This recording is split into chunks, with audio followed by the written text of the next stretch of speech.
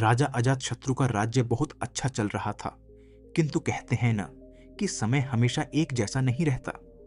ऐसा ही अजातशत्रु के साथ हुआ।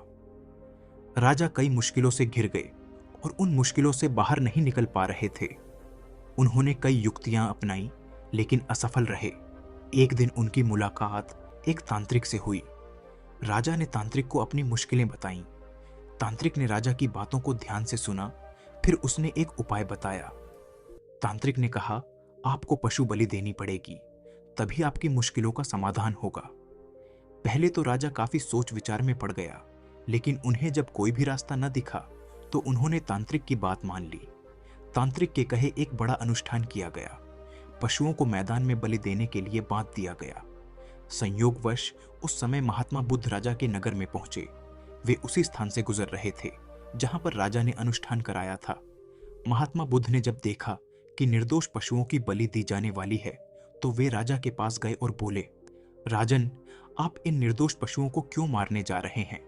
राजा बोले, महात्मा जी, मैं इन्हें मारने नहीं, अपितु राज्य के कल्याण के लिए इनकी बलि देने जा रहा हूं, जिससे सारे राज्य का कल्याण होगा।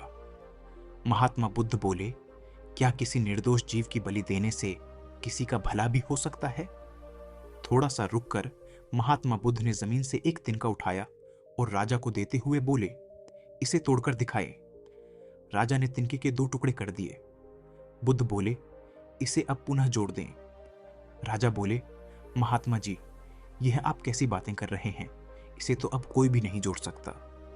तब बुद्ध राजा को समझाते हुए बोले, राजन, जिस प्रकार इस तिनके के टूट जाने के बाद आप इसे नहीं जोड़ सकते, ठीक उसी प्रकार जब आप इन पशुओं की बलि देंगे तो यह निर्दोष जीव आपके कारण मृत्यु को प्राप्त होंगे और इन्हें आप दोबारा जिंदा नहीं कर सकते, बल्कि इनके मरने के बाद आपको जीव हत्या का दोष लगेगा और आपकी मुश्किलें कम होने के बजाय और भी कहीं अधिक बढ़ जाएंगी, क्योंकि किसी भी निर्दोष जीव को मारकर कोई भी व्यक्ति खुशी नहीं प्राप्त कर सकता।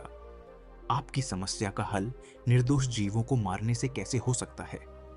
आप राजा हैं, आपको सोच विचार कर निर्णय लेना चाहिए। अगर आप सच में अपनी मुश्किलों का हल चाहते हैं तो दिमाग से काम लीजिए, मुश्किलें तो आती जाती रहती हैं। यही जिंदगी का सच है। किसी निर्दोष जीव को मारने से समस्याएं नहीं समाप्त होंगी, बल्कि उसका हल आपको बुद्धि से ही निकालना होगा। बुद्ध की बात सुनकर अजातशत्रु उनके चरणों में गिर पड़े और अपनी भूल की क्षमा मांगने लगे। अजातशत्रु ने ऐलान करा दिया कि अब से उनके राज्य में किसी निर्दोष जीव की हत्या नहीं की जाएगी।